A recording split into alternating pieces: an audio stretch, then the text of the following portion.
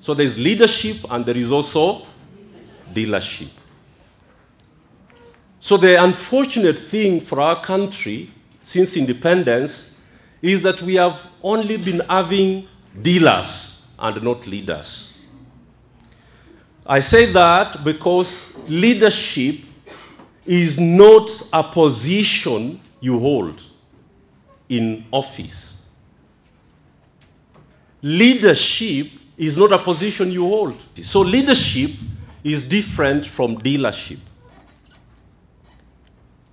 And we have been suffering from dealership. In this country, primary school ed teachers are dealers. MCAs are dealers. Pastors are dealers. You doctors are dealers.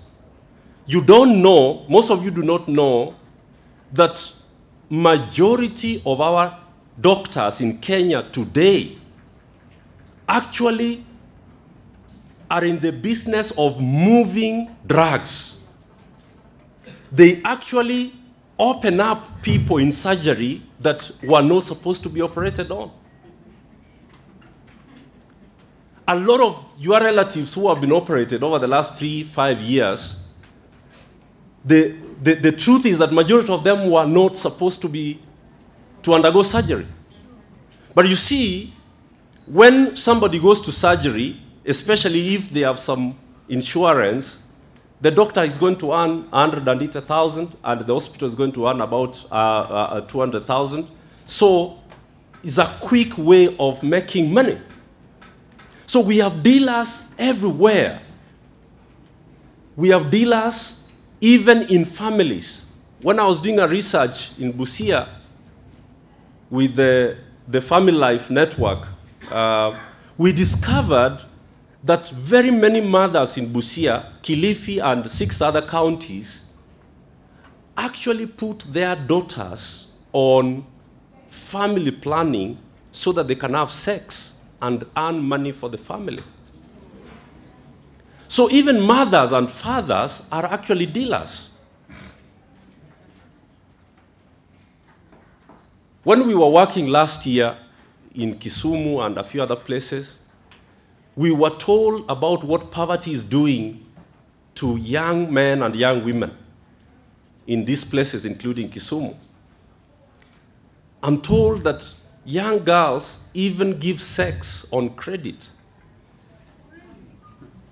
so that they can receive the payment on M-Pesa of 50 shillings the following day. Things are really tough out here. And so this concept of dealership is actually very deeply rooted. Government officials are dealing. Ministers who are supposed to be protectors of our interests are actually dealing. So that a minister moves money from the Ministry of Education to go and pay for a primary school at the cost of 1.5 billion shillings. You are using my taxes to buy my school. And you are claiming that you are actually a government official. Those are not government officials, they are criminals who are dealers. One of the things that is lacking in this country is that we do not have leaders. And we have leaders, people who occupy office, to use people to gain things, not use things to affirm, humanize people. So there is a situation where people are using, certain individuals are using people to gain things. That is the evidence of lack of compassion.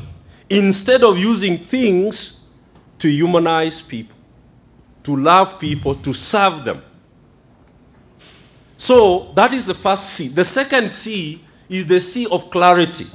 A lot of the people who are in public office, who are in private office, who are in family leadership, do not have clarity about what they are doing. How do you expect drug dealers to have clarity about governing Nairobi? How do you expect drug dealers to have clarity about how to govern Kenya? How do you expect criminals murderers, land grabbers, to have an idea, a clarity of how to serve people. They didn't come to office to serve you. They came to office to steal from you, to kill you. Transformational leadership is about ethical and strong character is what we check about transformational leadership. What values do you stand on? And integrity is at the center of character. And character has many other words that I'm going to use now. Courage, consistency. A leader has courage, a leader has consistency, a leader has that which is required, integrity. That's how we check character. Are you consistent about the values that you stand for? So, number 3 is at the center of transformational leadership. And we have a situation in this country where people lie and they don't care about it. The problem about this country is that there is zero integrity. Integrity is lacking in this country, and that is our problem. People don't honor their word. They don't keep their word. Everybody lies, even to their wives, even to their sons, even to their husbands, even to their daughters, even to their employees, even to their employers. We lie. The teachers have an agreement from 1997, when I was in my year 2 in college, which has never been honored up to this day. Kenyans do not observe basic codes. We don't observe traffic rules. We don't observe basic codes. And now that's the DNA of Kenya. I've written extensively, but I'll tell you that how do you know the DNA of a country? You only go to 3 places and you know what that country is made of. If you land in Germany, in Berlin, check 3 places. If you land in Nairobi, check 3 places. And you have already summarized what that country is. Now, if you go to Rwanda, you go to Nairobi and you go to Berlin, I've just taken 3 cities, you already know what those countries are. Where do you go to? First of all, go to the central bus station of that country.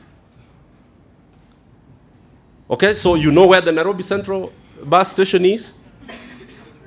Are you with me so far? Yes. Then also go to Rwanda's Central bus station and also go to Berlin's Central bus station, which is also a tram station. That is the first place you check to know the DNA of that country. The second place you check to know the DNA of a country, go to the governing political party. In fact, in Europe, they call them governing parties. Here, we call them ruling parties. We have already agreed that these are ruling parties. They are not governing parties. They are ruling parties. They don't have ruling parties. They have what? Governing what? Political parties. So go to the party headquarters of the ruling party for Kenya, and in the case of there, check the governing political party. So in Germany, you'll go to the CDU, which collaborates now even with the Social Democrats. And when you go to the party headquarters there, it is a fully institutionalized political organization that is funded by the public coffers.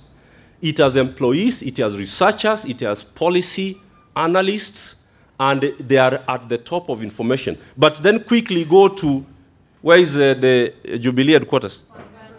Pangani. Is there anybody at the Jubilee headquarters in Pangani now? No, because they left after elections. Political parties are not an institution. They are called what? Matatus, which take you to the next stage. Finished.